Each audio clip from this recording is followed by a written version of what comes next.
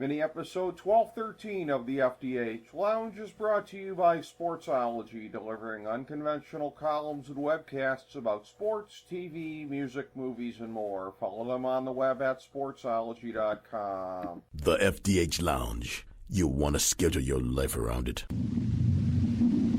A long time ago, on a gloomy, wet Cleveland spring night, two men stand alone amidst the late-night drizzle. Their voices echo across the vacant station parking lot as they debate the merits of the great American radio show that have been missing for far too long. On that night, an idea was born. That idea became the FDH Lounge.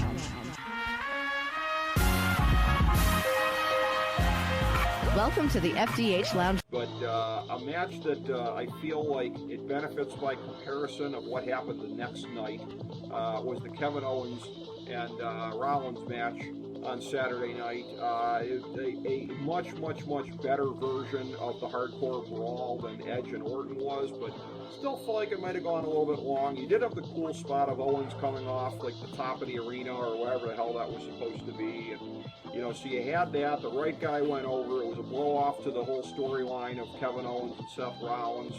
But it was like, it was decent, but it was not, I think, to me, it wasn't the epic that they were shooting for. I'll be honest, I can't remember a single thing about it. I mean, Jake, yeah, I mean, you made my point for me. It wasn't memorable. It really wasn't that memorable. The one spot was, but again, and there's I'd say Rollins more than Owens. There are wrestlers that really get exposed in the empty arena. For Owens, I don't think his mannerisms are too much, but for Seth Rollins, who always walks that fine line between cheese and just the right amount of personality, like Seth Rollins gets exposed, I think, in the empty arenas just because it just the cheesiness of his persona, and I realize he's working a cheesy heel gimmick right now, but it was like, that was one where he could have used the crowd, I think, to camouflage a little bit of the excess cheese, just in my estimation. Yeah, I agree with you.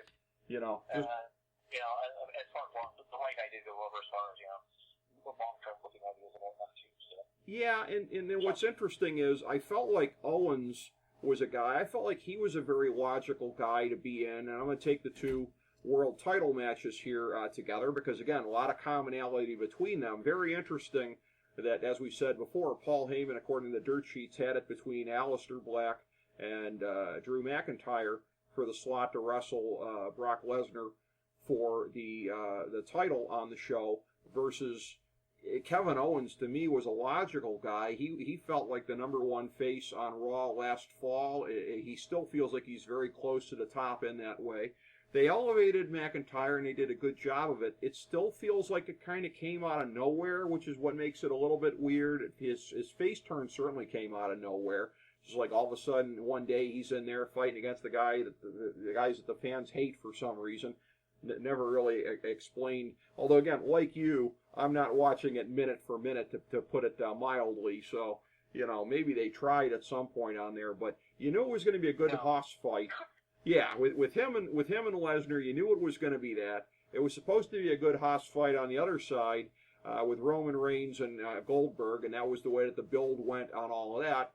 Plans changed towards the end. Shameful that Roman Reigns, a two-time recovering leukemia patient, has to be the guy to pull himself out of WrestleMania when he's got no business stepping out of his house during a worldwide pandemic, much less going to Orlando and wrestling anybody. But again, this is the world we live in, and we have the Vince McMahon that we have. I did. Did you watch Roman's promo? That was great. I did, yeah. When this all is over, can I get that Roman on TV? Yeah. Awesome.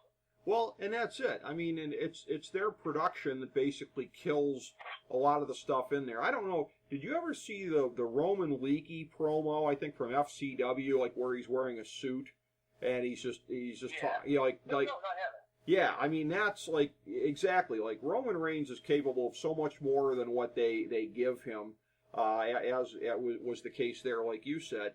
And then, so it ends up being, ultimately in that spot, Braun Strowman. So two mirror image matches here. We've got the part-time guys in there to drop the straps to the young up-and-coming guys. And you know it's going to be a short bomb fest, and that's what it basically was. I thought that the Brock Bomb Fest was marginally better than the other one. I gave it 3.25 stars as opposed to 3 on the other ones. I thought both of them were very, very good sprints as far as it goes. To me, the all-time great sprint is still Brock and Goldberg, that 5-minute one from WrestleMania 33, where it was, finisher after finisher after finisher. Like, you don't want to see that in every match, but those two guys, like, that's the match you want to see out of them. And both matches I felt like were pretty good approximations of that here. Interesting.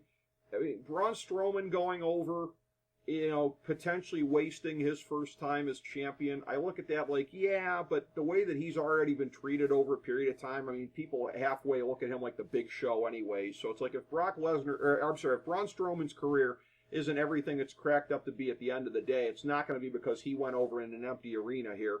On the other side, I do feel like Drew McIntyre, they really maybe should have held off for the crowd pop and the build and the whatever, because as much as he was playing to the cameras afterwards and milking the emotion, you can milk the emotion of the audience at home, but if there's nobody in the arena, that really kind of drains it a lot from there. So what were your thoughts on the two matches, on how they went, on what you think might come out of them, if either of them or both of them lived up to your expectations?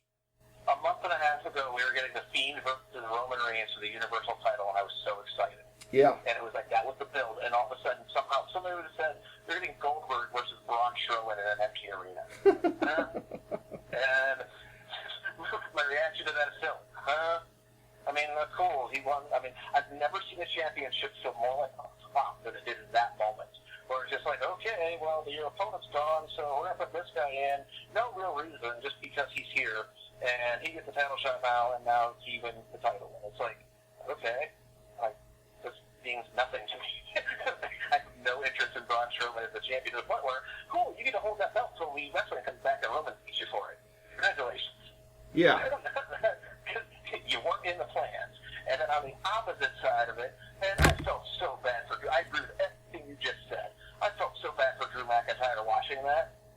Or I'm like, just sitting there going like, this needs that crowd to react, to get behind him, to do that next Claymore, to do that, and Brock sells perfectly for the live audience. He does. Brock is amazing. He knows how to work a crowd. He knows how to build that moment up. Yeah. Yes, I was there at WrestleMania last year when he did everything and so it's like, it just felt so flat, especially for that style of match. So flat to the point where I'm like, I'm not that invested in Drew McIntyre as the champion, and I was thinking that. I didn't really realize that until you were explaining the build, and I was like, it goes back to a babyface. Other than just like, didn't save a babyface. I was smooth with her. She just woke up one day and just walked into the show. I was like, I feel like you'd always been that way. And that's really why I remember when that would happen back in the day watching wrestling growing up. It meant that the guy was going to turn heel on you again. Like when Ric Flair maybe started helping out Sting, and Sting's like, oh yeah, I'm going to help you out again. You knew he was going to turn on him. Right. So maybe that's part of the reason why I'm like, you didn't really build the proper, like, there's no reason for me to get behind you other than you're just doing things to different people. I don't know. And it's to the point where at the end of it, I'm like, this is cool. They would have, built up the whole story and had the audience to get behind him and everything, having the crowd.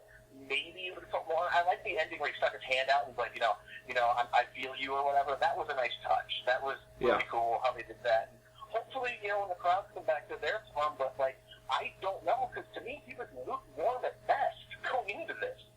Well, and here's the thing too, that he was not portrayed heading into the Royal Rumble, which. And again, this is not a surprise because supposedly it was not long before the Royal Rumble when they finally decided to pull the trigger on him. So there hadn't really been that much investment of this guy's one of the guys to beat. I was really watching with great interest the night after the Royal Rumble to see how he was promoted on TV. And, he was charismatic. He was showing a pretty good sense of humor, but it was in there as far as how that went and his ability to do put-downs on the other guys and everything like that. But I was like, I feel like I'm watching something embryonic. I feel like I'm watching this new Drew character babyface main event thing get fleshed out in front of my eyes instead of you know, like when Stone Cold won the Rumble, and maybe that's an unfair thing because nobody's ever been, you know, quite like he was at that time. But isn't that what you're aiming for? You got to aim for the sky. Like, you should have a fully fleshed out character, fully fleshed out ethos, whatever. Then you win the Rumble, and boom. Versus the next night on TV, I'm like, oh, this is a pretty good character that I'm watching take shape. But why am I watching it take shape the night after he won the Rumble? Why is he still a work in progress character-wise?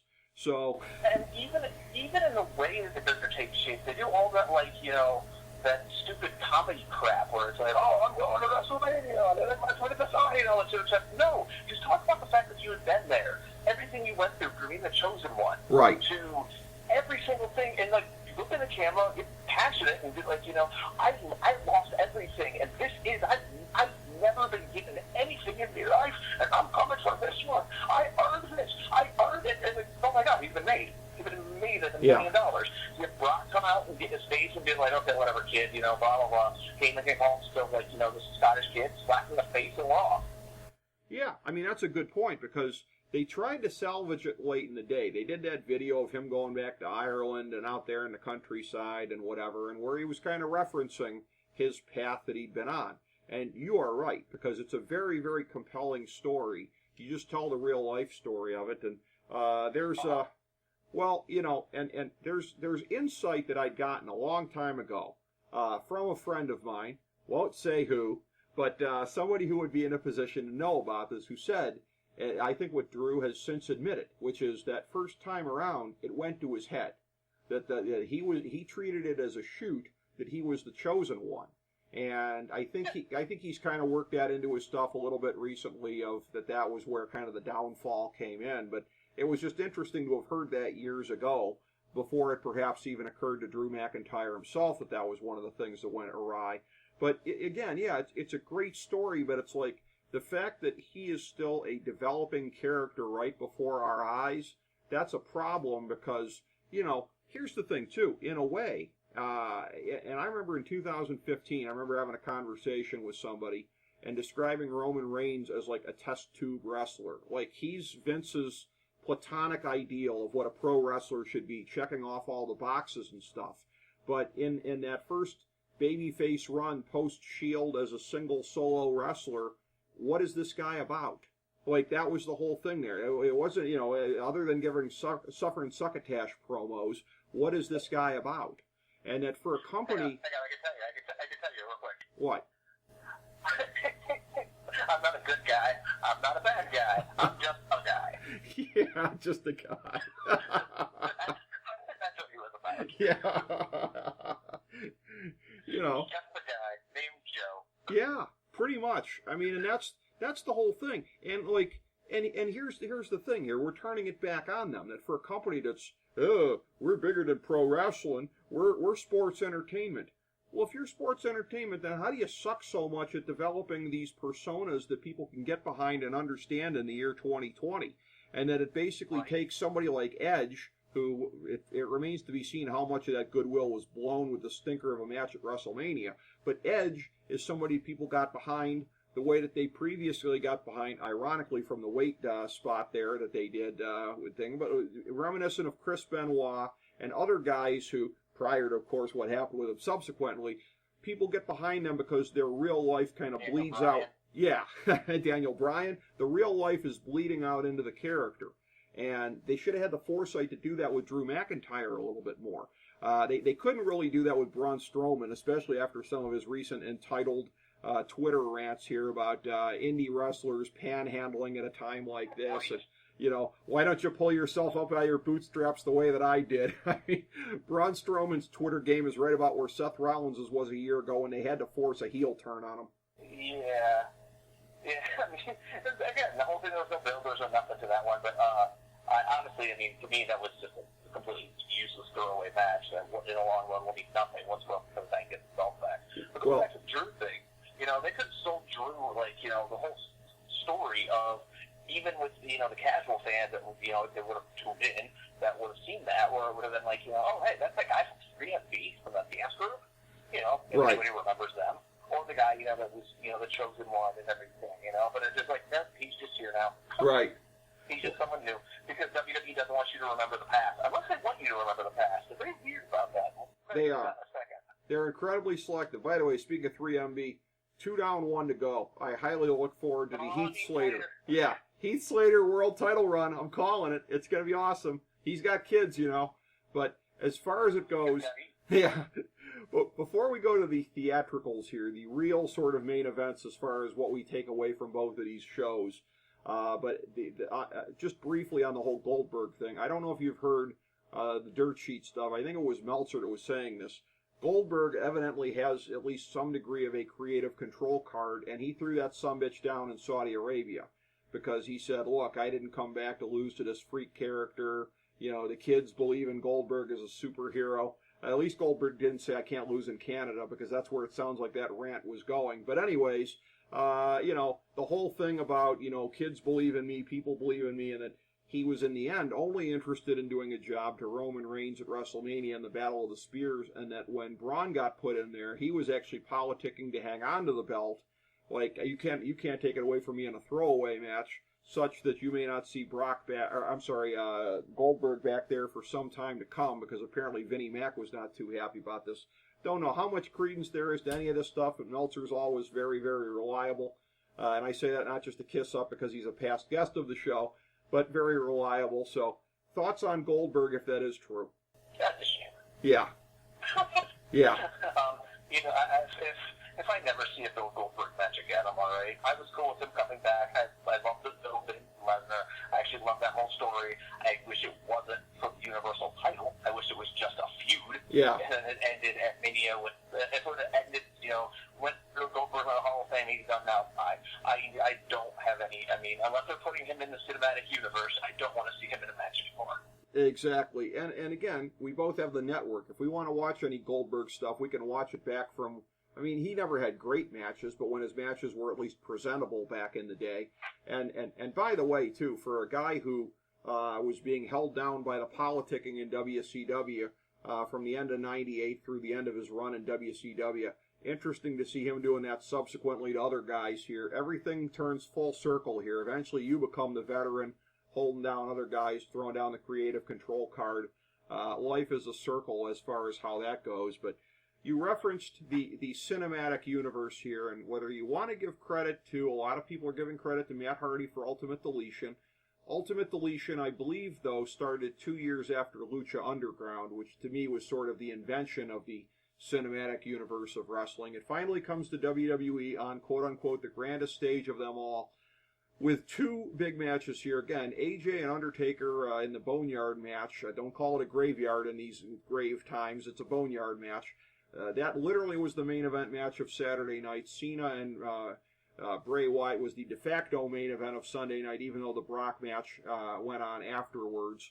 But these are the matches that, again, we will come away thinking and remembering. These are the matches that melted the brain of one James E. Cornette subsequently, as we knew would be the case. Another past lounge guest who was just absolutely losing his shit at the notion of these things happening. And again, and it's a thing where I don't even know how I would give them star ratings. I mean, I struggled on that. I mean, it's at the end of the day, wrestling is entertainment, and you give it, I guess, for, you know, even if it's something completely bereft of moves, which, I mean, not to be a smart mark, but to use AJ in a match where moves don't matter, I don't know. But at least he got a good high-profile match the way that he deserved. And then again, the Cena-Bray Wyatt thing Sunday night, I think I referenced previously that I had a little text thing going with my pals and lounge dignitaries, Ron Glasnap and Dave Adams. And it was, actually, you know what, it wasn't a text. It was a tweet that I did that I texted to them, which is, this is what a acid trip must feel like. Because that's what I was feeling watching that match. It was pro wrestling as acid trip in the Cena and Bray Wyatt thing. Very clever, very creative, very evocative of the past careers of both. Very funny self-parody right down to, this is some good shit, pal. But, I mean, call it what you will, but it's not wrestling. It's the cinematic universe taken to its furthest extreme, even further than AJ and Undertaker the night before. Oh, yeah, it wasn't a wrestling match at all, but for what it was, I absolutely loved it. It was... I was thoroughly entertained. Was it a wrestling match? No. Could you star rate it? No. It was thing. It was a skit. I mean, given the circumstances, I'd much rather watch that than an empty arena brawl between those two. I don't know. I mean, unless you're just having the team come out and murder John Cena in 1 second. And it's one of those things where that was one of those where, I mean, you know, if you're like the James E. Cornette that are purists about the moves and psychology and everything, and I get that, and I enjoy that aspect of everything, as a wrestling fan. I also enjoyed some of the entertainment glitz of it, and like the little Easter egg nods that are thrown in there, and like, you can't deny this, it was the most psychological thing of the whole show. It was, and the most psychedelic. It was, and certainly that weekend really sums up my sort of saying for WrestleMania 36, we are all Titus O'Neil, because the expression that he had afterwards is the expression I think that we all had, and my expression about a good part of the weekend, as it was anyways. You know, yeah, exactly. I mean, none of us knows. I don't know what to say. Well, but here's the funny thing, too, though, is that you talked about this before. WWE doesn't want to acknowledge the past except for when they do. How is it, if they're doing all this cutesy-poo, wink and a nod stuff, and imagine, let's flash back to Cena's career, but let's flash back to him in some other different ways, too, which they also did with Bray Wyatt with the Husky Harris. Where were the little IRS nods in there? Like, nothing to indicate the man's actual real parentage/family. So it's like, we're going to reference the past, we're going to reference things, but only what we want to, not the things we consider to be off limits. A little bit of selective thing there, too. Because the match was about Bray Wyatt taking to John Cena and John Cena's past discretions and John Cena's failures. It wasn't about Bray Wyatt. So it wasn't like, you know, there was a little reference to Husky Harris in there, but it wasn't like, and it's never, I mean, that's really meta. Yeah. I mean, I wouldn't have been upset, you know, if it was in there. Like, I actually thought it would have been really funny if he turned, and all of a sudden you saw IRS looking at him, and he just breaks his head up. That would have been funny, you know. It would have been a cross, check that one off the box or something. But, I mean, I didn't really, just because of everything that was happening, it was one of those things, again, like, it was in the context of the story they were telling. I didn't really think that much about it. I didn't think it was about, let's go super inside. I think it was just more about this, hey, John Cena, we're going to think. The one thing they didn't show, and I kind of was really hoping they were going to, was the whole proposal to Nikki Bella thing. And they referenced it, but they didn't actually show it. Yeah. And I was like, oh, man, really, that would have been like, you know, it's like, John, you're not a man of your word. You told this woman you'd marry her, and what happened? Somebody else had to step in and finish the job that you couldn't do. You know, and have like the crying baby and everything, like, that would have been too. That would have been epic. Cena might have been like, I'm not going there. Yeah, I can't blame him for that one if that was the case. But I mean, you know, if you wanted to go super meta and super in there, you know, it could be like, as Cena's about to lose, it could be, oh, not again. I lost at SummerSlam 09 because of Brett DiBiase. I'm not losing because of the other son of Money Incorporated. You know, you could have gone there, potentially. I don't know. That probably makes me a very smart mark for thinking about that kind of stuff. Yeah, I mean, but for as far as what we got, I mean, again, it wasn't a wrestling match. If you're watching it from, like, you know, a pure wrestling, you're going to hate it. Right. You're like, this is absolutely terrible, and I hate this, because it was nothing. It was just like, it was what it was. It was a psychological delve into madness. And then at the end of it, as far as for what they could put together, considering the circumstances, I'm glad I got that, rather than John Cena coming out into the arena and all of a sudden being like, okay, here we go, and then nothing. It's one of those times where it's like, okay, they put a production behind it, they put like a little bit of a budget behind it, they did some nods to people who, again, fans, because we have to remember Mania, even in quarantine, is supposed to be catering to those casual fans and hook them back in. We're always going to be here. So, like, they'll see those little nods to, like, you know, they see the Saturday Night's Main Event banner in the background, and you see, like, the NWO thing and all that stuff. But I'm sure even as a casual fan watching it, at the end of the year, you do the exact same thing as Tiger, I just don't, you know. It's like, you're just looking at it going, what was that? Yeah. It's like, what was that? Well, like I said, you know, we are all Titus O'Neil after that one, and that's one where you will probably not see any. I don't want to say this because WWE, when they find something that quote unquote works, and this had a pretty good reaction from a surprising number of people because of at least the entertainment factor of it. A lot of times they beat it into the ground. It's hard to imagine you ever see anything quite like this again because it feels like you're gonna come up short if you're not minding the history that John Cena has and 18 years worth of material, his entire history going back with good old Husky Harris slash Bray Wyatt slash Mr. Rotunda Jr., which again goes back to 2010 because I think Husky Harris was one of the guys that cost him a match that kept him as a part of Nexus. So like you said, there was a little bit of a nod to that, but if you take it at its loosest sort of fabric, it's a 10-year history between them. It's a 6-year history that we remember vis-a-vis WrestleMania 30 and the match that happened there. But it's a thing where you'll probably never see anything quite like this ever again because even Vince has got to realize you can't do something like that twice. You're not going to have the same level of material even if Bray Wyatt's involved.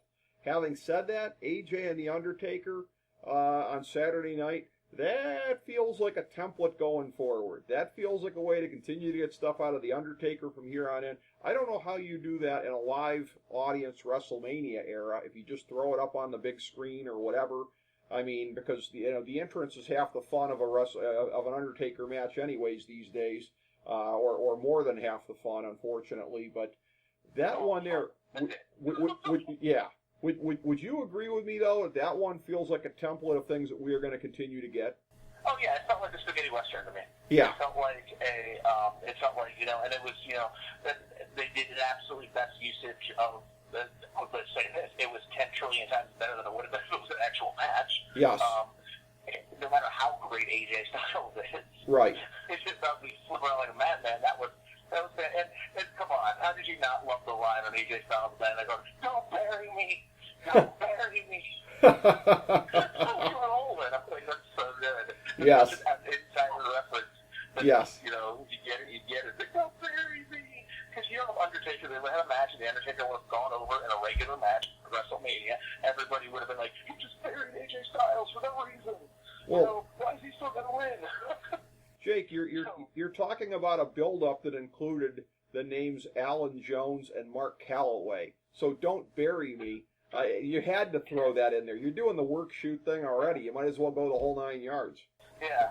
And it was like, and it does open up a whole other, universe of things. Oh my God, if they had a universe with The Undertaker and Kane, I'd watch it. Yeah. You could do The Undertaker and Kane. You could finally do Taker versus Sting. Yeah, and I'm really... if you really wanted to do that, I mean, I don't know. I wouldn't, as a movie, sure. But here's the thing, you can't count it as a match. It's not a match, it's a movie. Well, you know what, and I think that's it. I think they hit on that because that's their way to do the match with Sting. For as much as Sting has been itching about potentially coming back, again, just knowing what happened to him last time, I don't think there's anybody that wants to see that, to see him take those actual kind of risks. And I remember, I will never forget, this was not long after he got injured, and of all people, Sid Vicious was doing a Twitter Q&A session. And I put that to him because he was talking a little bit about Sting and about that match and the injury and whatever. And I just sort of postulated, because I thought from the very beginning, Jake, I'm like, that move looks cool as hell. Looks really dangerous, though. And that was basically the way I phrased it to Sid. And I was like, would you take that move? And Sid was like, no, I would never take that move.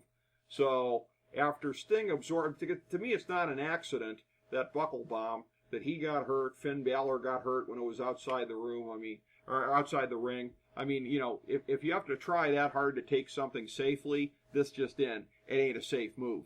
But again, so Sting, he'll never be able to wrestle a real match without all of us holding our breath, and probably him. But one of these things, abso-damn-lutely. I mean, again, how you present it, how it shows up on a card at WrestleMania or whatever, who knows? Because, again, the live audience, you might lose them.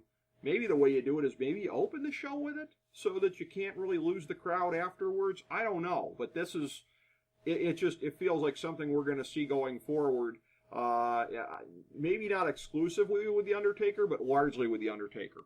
I would think so, because he never looked better. And hey, we got the American Badass back, too. That was cool. I've been claiming for that for a couple of years now. Yes. I thought he should have come back with that after the dead man went away.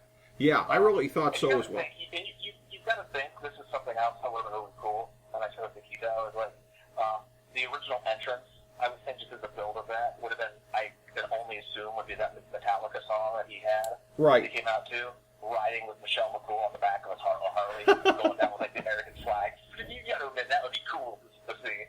Just dressed exactly the same, riding down the stadium ramp like that, and that's the American Badass back, and that's when AJ Styles was like, "Oh crap, I'm gonna die."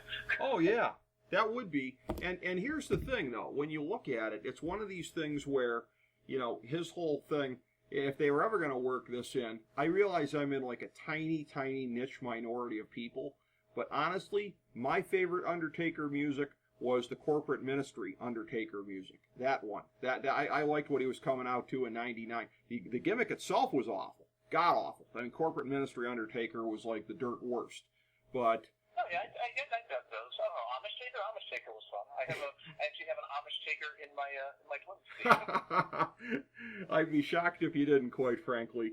But, this was a thing where, again, I mean, that and then the Cena and Bray thing, I mean, you have to figure, I mean, both of those lived up to expectations just because what kind of expectations did we have coming in? I think it wasn't hard to beat them, knowing what they were going to be. And if you're a real old school kind of person like Jim Cornette, maybe you're going to fart on both of them. But for anybody else, for anybody that's not that sort of dogmatic into how they like their pro wrestling, I think that everybody kind of took it for what it was, especially under the circumstances. So to me, especially night one, maybe not so much night two, exceeding my low bar of expectations. But I came in thinking, okay, all right, this is going to be whatever. And, I'm not going to say like a lot of people like, oh, it was a great WrestleMania. Oh, like, no, but like, it was pretty good. I don't know. Great show. I mean, I don't know where I'd slot it off the top of my head, but I mean, I might actually almost say close to middle of the pack, which I would have found shocking coming in. Yeah, I can agree to that. I mean, it's better than 9. Yeah. Well, true. Better than 27. Well, and this is a thing here too. Going back to when myself and Kyle Ross, when we were breaking down the history of WrestleMania on the show previously, it's a thing where we used to talk about this. The early WrestleManias, they didn't have matches a lot of time. I mean, it wasn't until like Mania 9 or even 10 to where it was like every match has a meaning for being there. Because a lot of times it was just... It took them almost a decade to get to the point where every match is supposed to be part of a storyline or whatever, or for a title, expressly for that purpose. So you had that the first 10 years. You had the work rate, the sluggish work rate of a lot of these 80s guys that wasn't so great. So it's like, it's hard to compare because the early WrestleManias a lot of times suffered for storylines and matches and suffered for work rate. The work rate on this show, with some exceptions, was very good, but you had no ambiance. So it's so hard to compare. That's the beauty of this as an art form, Jake Digman. And I hope Jim Cornette doesn't strike me down for calling it an art form, but it is. But it's like all these different subjective things and what we like and don't like. But just the fact that you and I would both come out of this saying, probably at least an average WrestleMania, historically speaking, is a giant upset on their part, I think. Well, yeah, absolutely. I mean, this is what they could with what they had. And on that topic, can I throw a little fantasy something at you? Go ahead. Do you know what he would have done? What? So the ending of the Firefly Funhouse match, first of all, I would have never had the Fiend lose the title. Okay. I would have had him. Goldberg just doesn't. Goldberg can face Roman at Mania without a title. He doesn't need the belt. Right. Like, hey, I want to come out and fight Roman Reigns at WrestleMania. Okay, you're next. Right. Done. There's your big super dream match. You can hype it up as that, Right. And then you can very easily bring John Cena back in, and he just says, "Hey, I want to be this. You have a built-in story. I want to be the 17-time champion." Mm-hmm. With every challenge for the title. So that match, do the exact same match for the Universal Championship, do the exact same finish, exactly how it was. However, at the end of it, how the match ends is it comes back out, Firefly, and everyone, Bray Wyatt locks everyone inside the Firefly Funhouse until it's safe for Firefly to come back outside and play, because it's just not safe right now. And WWE just goes away because we don't need it. And kind of like on AEW, Chris Jericho bans fans. So then all of a sudden now you've got Bray Wyatt has locked the entire WWE universe in with the Universal Champion in with the Fiend because the Fiend's protecting them from everything that could hurt them.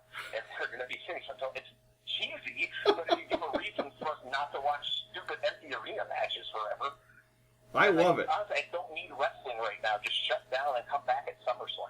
I would totally agree with that. That's totally where I'm at. It makes me cringe to watch.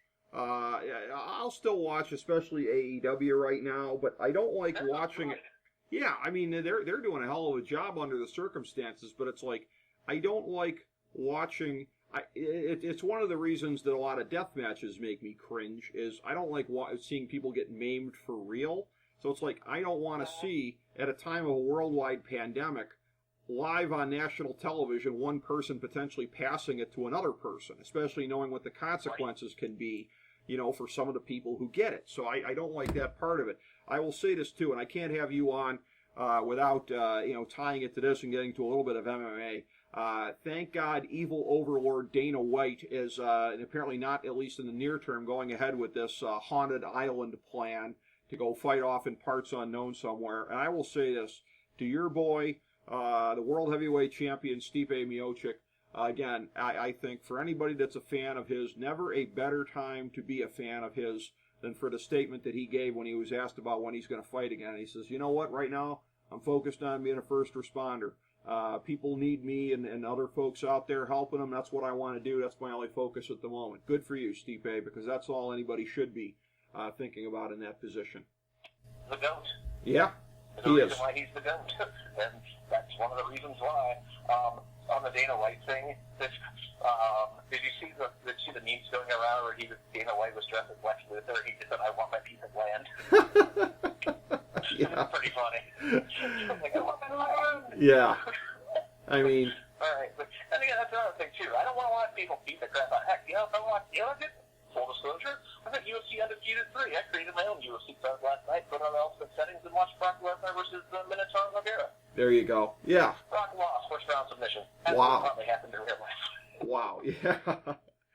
I mean, this is not the time or the place for that. You don't want to watch things where you're thinking of what could be happening to the actual people involved in it. And even in something like MMA, where it's supposed to be at least something of a blood sport, let it be from what one person does to another instead of a communicable disease potentially ravaging somebody's body and being transmissible here. So I agree with you. Not the time or the place, ultimately, really, for any of this kind of stuff.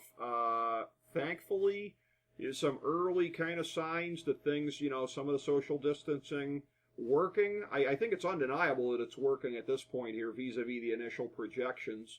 Got to keep it going for a while longer. I've been saying for a while now, I think maybe you can get into May and maybe there can be baby steps back. You can't keep things the way they are indefinitely. I mean, we're already, sort of teetering on the edge of a depression here once we go to open it up again, but it's like, we are, as they say in the world of Texas Hold'em, pot committed. Like, you got to see it through. You can't have gone through all of this only to have a huge, pandemic, a worse one afterwards. But baby steps afterwards. But those baby steps, Jake Digman, for the long foreseeable future are not going to include fans in the stands, concerts, sporting events, etc. That's going to be the last domino to fall. Yeah, absolutely. 100% absolutely. Anything that brings large amounts of people together like that is not going to be happening anytime for the foreseeable future, which means, okay, cool. Quite frankly, I'd rather watch more movie matches then. Yeah. If that's what my choice is, if you put movie matches on Raw, guess what? I'll probably watch Raw. If you're going to put empty arena matches against guys I didn't care about when there were crowds there, I'm not going to care. I'm not going to watch. That's such a great point. I mean, I don't give. I mean, that you just made the most amazing point. I don't give a shit about Baron Corbin versus Elias if there's a crowd there. Why would I care in an empty arena? It's true. I mean, on that note, I suppose, if there's something that encompasses WrestleMania weekend, aside from the visage of Titus O'Neil after the Firefly Funhouse match. But, I've said this before on the show, Jake. I know I referenced this when we were talking about Mayweather-McGregor. Like, sometimes the weirder the spectacle, the more fun it is to break it down with you. Because you and I can get to the absurdity of something that doesn't even have a ton of absurdity. You give us a lot of material to work with, and we are going to have fun. I aim to please. Well, you always do, my friend, and I'm so happy that you are staying safe throughout this. I am as well. I am rarely leaving the walls of Casa de Riccio these days. I'm fortunate that I have the option of doing that and staying bunkered, but, God bless, my friend. Well, I keep saying to people, like, aside from the fact that, like, after work and on weekends I can't go out, my life's not really that much different. I mean, it's, I already get most of my stuff done here anyways, so it's like all these other newbies working from home, like, oh, yeah, okay, welcome to what this is like. But, yeah, I mean, I'm... We've been waiting for you, and... Well, listen, I'm so grateful that my day-to-day life hasn't changed, because it has for the worse for many people right now, and I realize how fortunate I am. And, again, that's part of what we're trying to, with this Coronavirus Crisis 2020 series, entertain, get into some other stuff here as well. I will tell you this, I will not hesitate to put you on the spot here on the air. I would like to do a breakdown with you. I have that survey out for streaming recommendations. You are definitely the guy that I got to break down the wrestling streaming recommendations with. Okay. Believe it or not, I don't really stream a lot of wrestling. Well, I mean, as far as recommendations for wrestlers' matches, for past matches and cards, whatever, I know you have some historical thoughts on these type things. And oh, okay. I thought you meant like which different like servers. No. Actually, and this is reminding me that I don't think I have my survey back from you. But yeah, no recommendations on that. So when I have these back in and processed, because that's going to be part of our series. Yeah. So we'll do that, because you and I could really have some doozy recommendations to give to people, and I'll tell you some of the other ballots that I have back there, some doozies there as well. So. Before we are... yeah, you know me, I'm going to go absurd off the rails. Well, everybody... Why not? I mean, I could recommend, go watch... Well, that's a great teaser right there. Go find something ridiculous that's so bad it's great. Wow, okay. Well, you've whetted my appetite, and I'm sure the appetite of everybody listening now for what that's going to be like when we go to do that. So, all right, we will get into that then subsequently here on the program in the very near future while we are still in lockdown. But I can't thank you enough, Jake Digman, for your time here in this one, helping me break down the relentless absurdity that is WrestleMania 36. Oh, it's a pleasure. I had a good time. I did. Another show right after this. I did as well. Thank you, my friend. Really appreciate it. Thank you, everybody, for tuning in to FDH Lounge Mini Episode 1212.